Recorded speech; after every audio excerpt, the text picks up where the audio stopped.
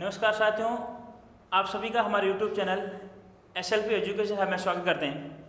हमने राजस्थान के भौतिक विभाजन के पार्ट 1, 2, 3 के अंतर्गत विस्तारपूर्वक अध्ययन किया, जिसके अंतर्गत अपन ने थार के मरुस्थल ऑब्लिक उत्तरी पश्चिम मरुस्थलीय प्रदेश, राजस्थान के अरावली पर्वतीय प्रदेश एवं राजस्थान के पूर्वी मैदानी प्रदेश का विस्तारपूर्वक अध्ययन किया। तो चलिए अपन प्रारंभ करते हैं राजस्थान का चौथा पार्ट, जिसका नाम हाड़ौती का पठार। हाड़ौती का पठार दोस्तों, अपन ने इससे पूर्व वेगनर का महाद्वीपीय विस्थापन सिद्धांत देखा। वेगनर के महाद्वीपीय विस्थापन सिद्धांत के अनुसार अपन ने चारों भौतिक विभाजन का देखा, जिसके अंदर ये पाया कि राजस्थान के हाड़ौती के पठार का जन्म गोंडवाना लैंड से माना जाता है। वेगनर के महाद्वीपीय विस्थापन सिद्धांत के अनुसार हाड़ौती के पठार का जन्म अब्लिक प्रादुर्भाव गोंडवाना लैंड से माना जाता है। सामान्यतः हाड़ौती के पठार के अंतर्गत राजस्थान का कोटा, बारां, बूंदी, झालावाड़, चित्तौड़, बांसवाड़ा व भीलवाड़ा जिला प्रमुख रूप से आता है। हाड़ौती के पठार के अंदर कोटा, बारां, बूंदी, झालावाड़, बांसवाड़ा, चित्तौड़गढ़ और भीलवाड़ा का भूभाग आता है। हाड़ौती के पठार को सामान्यतः दक्षिण पूर्वी पठारी प्रदेश के नाम से भी जाना जाता है। ध्यान रहे, सामान्यतः राजस्थान के हाड़ौती के पठार के अंतर्गत ही राजस्थान में सर्वाधिक बारिश होती है।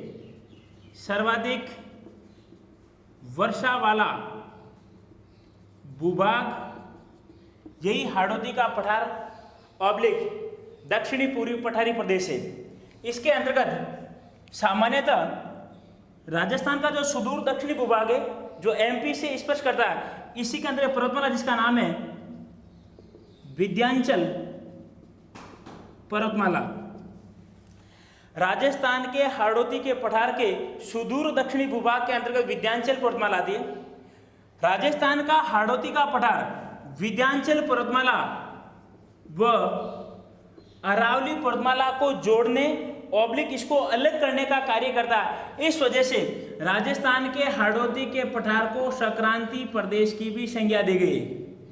प्रश्न पूछ ले, संक्रांति प्रदेश के नाम से जानते हैं, तो ध्यान रहे राजस्थान का चौथा विभाजन जिसका नाम है हाड़ौती का पठार। हाड़ौती का पठार ऊपर राजस्थान के अरावली पर्वतमाला, इसके सुदूर दक्षिण भूभाग के अंदर विंध्याचल पर्वतमाला, जो जिसका बहुत बड़ा भूभाग मध्य प्रदेश के अंतर्गत था, इन दोनों को जोड़ने व अलग करने का कार्य राजस्थान का हाड़ौती का पठार करता है।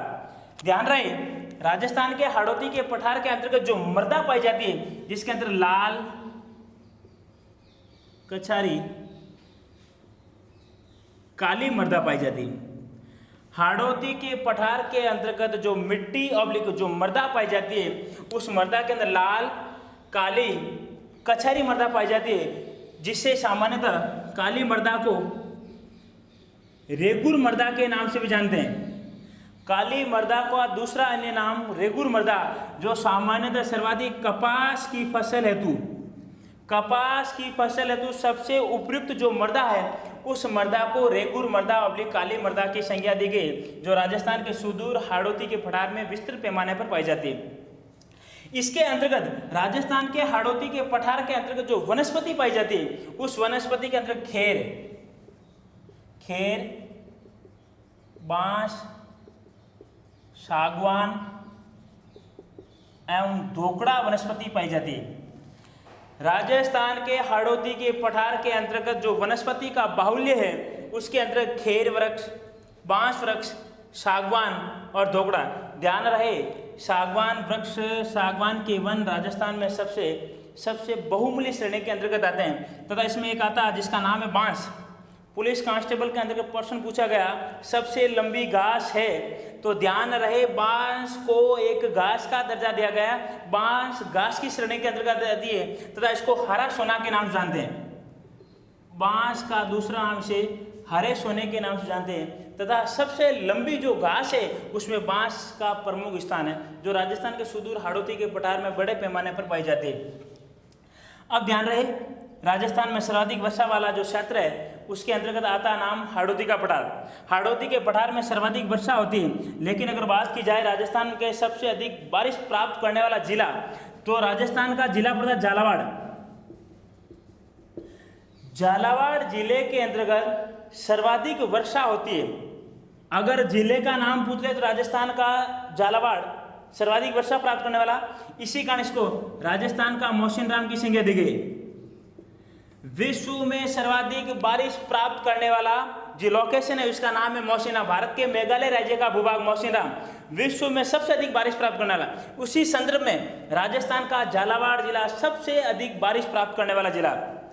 अगर स्थान का पूछ ले तो राजस्थान का स्थान पड़ता माउंट आबू। राजस्थान के माउंट आबू में सर्वाधिक बारिश प्राप्त होती है। स्थान तो माउंट आबू, जिले की बात की जाए तो राजस्थान का झालावाड़ जिला जहां सबसे अधिक बारिश प्राप्त होती है। अब इसके अंतर्गत सामान्य प्रश्न पूछ ले, राजस्थान के हाड़ौती का पठार ऑब्लिक दक्षिणी पूर्वी पठारी प्रदेश का ढाल है, तो ध्यान रहे उत्तर, दक्षिण, पश्चिम, पूर्व। हाड़ौती के पठार का ढाल दक्षिण से उत्तर की ओर है, दक्षिण से उत्तर की ओर। राजस्थान के हाड़ौती के पठार का जो ढाल है वो ढाल दक्षिण से उत्तर की ओर है, तथा राजस्थान के इस हाड़ौती के पठार में जो पहाड़ियां पाई जाती हैं उन पहाड़ियों को मुकुंदवाड़ा की पहाड़ियां की संज्ञा दी गई। मुकुंदवाड़ा प्रश्न पूछा गया, मुकुंदवाड़ा की पहाड़ियां हैं, तो राजस्थान का लोकेशन पड़ता है राजस्थान का कोटा, और कोटा से झालावाड़। झालावाड़ के अंदर स्थान पड़ता है जालरा पाटन। जालरा पाटन, कोटा से जालरा पाटन के मध्य का जो क्षेत्र है उस मध्य क्षेत्र को मुकुंदवाड़ा के पहाड़ियों की संज्ञा दी गई है। तो अपन ने पढ़ा था राजस्थान का हाड़ौती का पठार वेगनर के महाद्वीपीय विस्थापन सिद्धांत के अनुसार इसको गोंडवाना लैंड का अवशेष माना जाता है। इसके अंदर सामान्य कोटा, बारां, बूंदी, झालावाड़, चित्तौड़गढ़, भीलवाड़ा और बांसवाड़ा जिले का भूभाग आता है। ध्यान रहे, अपन जो हाड़ौती का पठार पढ़ रहे हैं वह संपूर्ण राजस्थान के 6.89% भूभाग पर फैला हुआ है। राजस्थान में हाड़ौती का पठार 6.89 ऑब्लिक कहीं 7% पर दे रखा। अब इस 6.89% भूभाग के अंतर्गत राजस्थान की करीब 11% जनसंख्या निवास करती है। राजस्थान में 11% भूभाग, 6.89% भूभाग के अंतर्गत इस पठार के अंतर्गत 11% जनसंख्या निवास करती है। हाड़ौती के पठार को आगे चल करके इसे दो भागों में बांट रखा है। हाड़ौती के पठार का दो भाग का पहला भाग है जिसका नाम है विद्यन कगार भूमि। हाड़ौती के पठार को दो भागों में बांट रखा, जिसका पहला उपविभाजन है विद्यन कगार भूमि। विंध्याचल पर्वतमाला जो राजस्थान ऑब्लिक मध्य प्रदेश के बीच में फैली हुई है, जिसका बहुत बड़ा भूभाग मध्य प्रदेश के अंतर्गत आता है, और राजस्थान के हाड़ौती के पठार से मुख्यतः जो नदियां आती है उन सभी नदियों का उद्गम लगभग विंध्याचल पर्वतमाला से होता है। विद्यन कगार भूमि विंध्याचल पर्वतमाला का अंतिम छोर है। इसके बाद से विंध्याचल पर्वतमाला समाप्त हो जाती है। विद्यन कगार भूमि जिसका निर्माण बड़े बड़े बलुआ पत्थरों से इसका निर्माण हुआ। विद्यन कगार भूमि का प्रादुर्भाव और जन्म बड़े बड़े बलुआ पत्थरों से इसका जन्म हुआ। विद्यन कगार भूमि राजस्थान के बूंदी, करौली, सवाई माधोपुर व धौलपुर जिलों में फैली हुई है। विद्यन कगार भूमि बूंदी, करौली, सवाई माधोपुर एवं धौलपुर जिलों में फैली हुई है। इस वजह से यहाँ पर धौलपुर में रेड डायमंड बड़ी मात्रा में निकलता। रेड डायमंड पदार्थ ऑब्लिक पत्थर बड़े पैमाने पर राजस्थान के धौलपुर जिले के अंतर्गत निकलता। राजस्थान के हाड़ौती पठार का जो दूसरा विभाजन है जिसको नाम दिया गया है दक्कन का लावा पठार। दक्कन का लावा पठार, दक्कन का लावा पठार जिसका विस्तार कोटा, बारां, झालावाड़, व बांसवाड़ा इत्यादि जिलों में फैला हुआ। हाड़ौती के पठार का दूसरा उपविभाजन जिसका नाम है दक्कन का लावा पठार, जिसका विस्तार राजस्थान के कोटा, बारां, झालावाड़ और बांसवाड़ा जिले के अंदर फैला हुआ है। इसी दक्कन के लावा पठार के अंतर्गत ही मुकुंदवाड़ा की पहाड़ियां फैली हुई है। मुकुंदवाड़ा की पहाड़ियां जो राजस्थान का है, हाड़ौती के पठार के दूसरे विभाजन दक्कन के लावा पठार के अंतर्गत आती है। इस मुकुंदवाड़ा की पहाड़ियां जो राजस्थान के कोटा और झालरापाटन के बीच में फैली हुई है। मुकुंदवाड़ा के पहाड़ियां, इसका जो सर्वोच्च शिखर है जिसका नाम है चांद बीबी।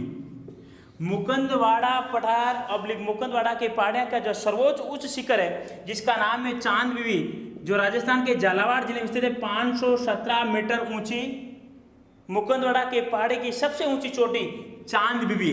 तो इस प्रकार हमने राजस्थान के हाड़ौती के पठार का जो क्लासिफिकेशन, जिसका पहला नाम था विद्यन कगार भूमि और इसका दूसरा विभाजन दक्कन के लावा पठार का विस्तार को अध्ययन किया।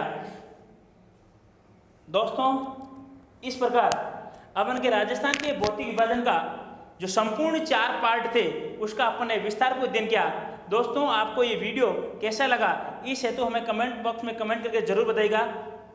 धन्यवाद।